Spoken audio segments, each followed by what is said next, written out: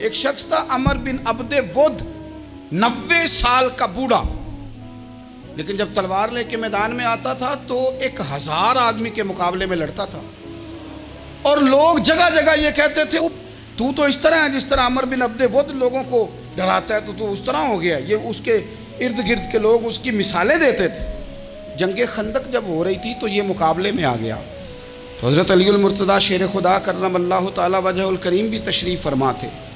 اب پورے عرب کے اندر اس کے بارے میں یہ کہا جاتا تھا کہ اس سے نہ لڑو، وہ تو خونخوار ہے، وہ تو درندہ ہے، وہ تو جنگلی شیر کی طرح آتا ہے، وہ تو کاٹ کھانے کو دوڑتا ہے، اس سے کون لڑے۔ ذہن بنا دیا لوگوں نے کہ عمر ابن عبد ود کے مقابلے میں کوئی نہیں آ سکتا۔ خندق میں یہ آیا، اس نے للکارا مسلمانوں کو، آؤ وہ تمہاری جنت کدھر ہے جس کے بارے میں تم کہتے ہو کہ ہم شہید ہوں گے، تو آؤ میرے مقابلے میں نکلو۔ جب اس نے پہلی دفعہ للکارا تو ابھی بات ختم نہیں ہوئی تھی کہ مولا علی تلوار لے کے اللہ اکبر کہتے کھڑے ہو گئے۔ حضور نے فرمایا بیٹھ جاؤ، حضرت علی پھر بیٹھ گئے۔ وہ پھر پکارا اٹھو کوئی میرے مقابلے میں، تو مولا علی شیر خدا پھر کھڑے ہو گئے، پھر کھڑے ہو گئے۔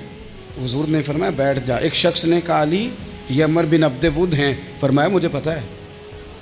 نہیں سمجھے آپ بات، میں آپ کو سمجھا کے لایا ہوں پیچھے سے کہ پراپوگنڈا کرتے ہیں نا لوگ، ہو آگے نہ جانا، یہاں کرنٹ بڑا زیادہ ہے، وولٹیج بڑے سخت ہیں، تو آگے نہ بڑھنا۔ بھائی کیا ہو جائے گا، اٹھ باندھ کمر کیوں ڈرتا ہے، پھر دیکھ خدا کیا کرتا ہے۔ حضرت علی تیسری دفعہ اس نے کہا نا ہے کوئی، تو حضرت علی پھر اٹھے۔ اب تو رسول پاک صلی اللہ تعالی علیہ وسلم نے تھپکی دی۔ بعض جگہ یہ ہے کہ حضور نے خود تلوار تھمائی، سر پہ امامہ باندھا، اور حضور نے فتح یابی کی دعا فرمائی۔ حضرت علی گھوڑے پہ بیٹھے نکلے، اور جب اس کے سامنے گئے تو جا کے کہنے لگا میرا پتہ ہے۔ حضرت علی فرمانے لگے تو اپنا چھوڑ، میرا پتہ ہے تجھے، مجھے تو جانتا ہے۔ کہنے لگا میں 1000 کے مقابلے میں اکیلا لڑتا ہوں۔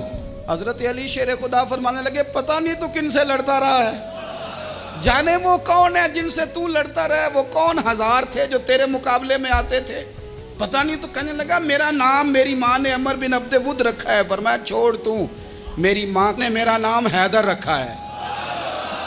کہنے لگا تیری عمر چھوٹی ہے، کوئی بڑا لا۔ فرمانے لگے یہ تو جب پنجے میں پنجہ ملے گا تو پتہ چلے گا عمر کس کی چھوٹی ہے، ابھی تو کہانیوں سے متاثر کرنا چاہتا ہے، تو چاہتا ہے کہ تو پریشر ڈالے اور میں تیری بات سنوں، تو مقابلے میں آ، ڈینگے نہ مار، کہانیاں نہ سنا، دیواریں ہلتی رہتی ہیں اور در کانپ جاتا ہے۔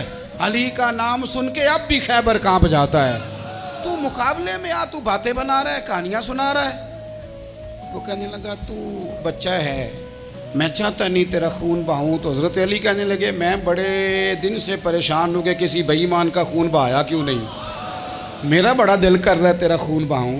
اس نے بڑی زوردار ضرب لگائی، غصے میں اتنا پاگل ہوا، کیونکہ اس کے بارے میں معروف تھا کہ وحشی مزاج آدمی، اتنا سخت پاگل ہوا غصے میں، اس نے اپنے گھوڑے کے پیر کاٹ ڈالے۔ پہلے تلوار گھوڑے کو دے ماری، اس کو کاٹ کے دوڑا۔ یہ کیوں کرتے تھے لوگ، عرب کے لوگ اس وقت یہ کام کرتے تھے کہ ہم نے گھوڑا ہی مار ڈالا ہے تاکہ ہم بھاگ نہ سکے۔ کہتے ہیں نا کشتیاں جلا دی ہیں کہ اب واپس جانے کا راستہ ہی بند ہو جائے، گھوڑے کے پیر کاٹ ڈالے کہ بھاگنا نہیں، اور بڑی زور سے اس نے ضرب لگائی حضرت علی پر۔ حضرت علی نے جب روکی تو وہ ڈھال ٹوٹ گئی حضرت مولا علی، اور آپ کے امامے کو اس کی تلوار بھی لگی۔ آپ نے فرمایا دکھا لیا تو نے زور، اب میری باری ہے۔ حضرت مولا علی شیر خدا کا قد بظاہر چھوٹا تھا، صحابہ کہتے ہیں ہم دور سے دیکھ رہے تھے، اللہ اکبر کہہ کے تھوڑا سا زمین سے وہ اٹھے، تھوڑا سا اٹھے، اور پھر دوبارہ نہیں انہیں تلوار چلانی پڑی، ایک ہی ضرب لگائی اور اس کے 2 ٹکڑے کر کے اسے زمین پہ پھینک دیے۔